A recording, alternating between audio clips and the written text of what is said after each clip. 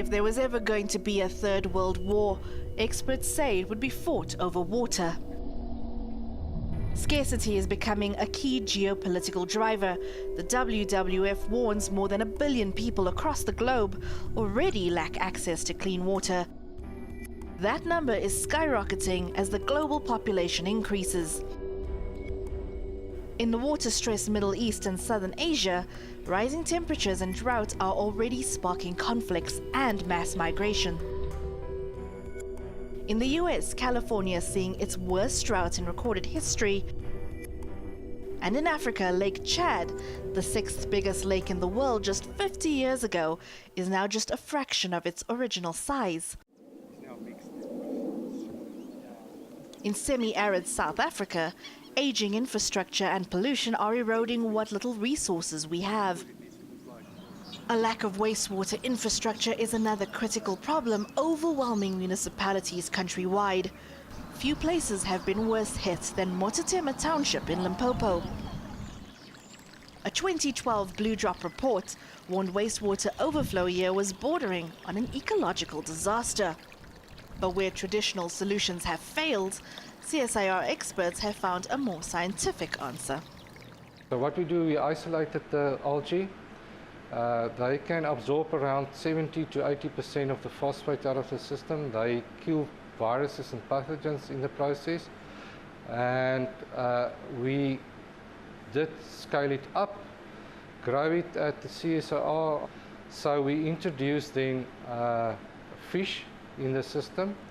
And with that, we're also bringing entrepreneurship from the community and the municipality for people to start their own business using this fish. This is a green process. The algae is natural and the system requires few added chemicals. And it's easy enough for the community to run it themselves. This treatment plant uses a very simple system to filter the wastewater through several different ponds until after the last pond, the water is actually clean enough to release into the river. It's a high-tech yet simple solution that can be rolled out to other communities in a matter of months. Though wastewater isn't our only pollution concern,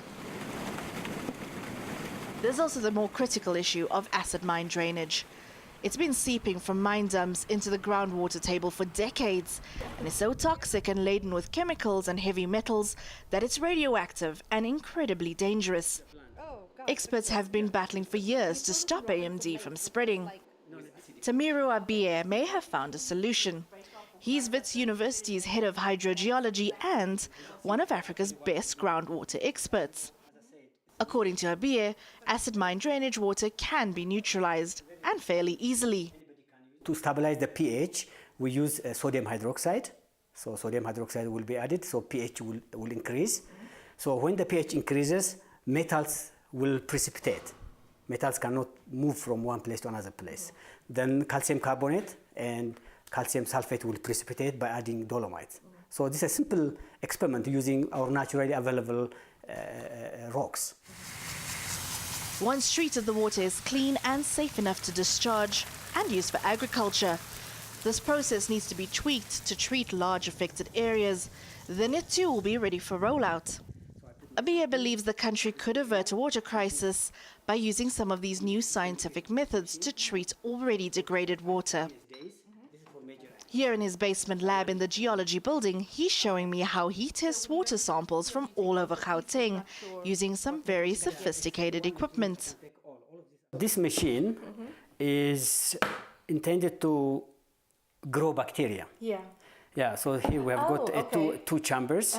Actually, what we do is we bring our sample from polluted water. Polluted water with bacteria. We bring to the lab. We use 45 micrometer filter. So we put here and then we filter the bacteria. We remove the excess.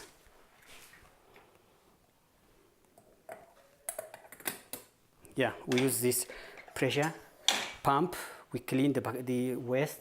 We take the bacteria. We put, this is a food for bacteria. So it's called Indo. Here's Indo. Indo is especially designed in nutrient for E. coli. Can we get this in the country or is this imported? It's imported from Germany. Yeah. So I put the sample here. Then I keep it inside the incubator. I close it. I start this one.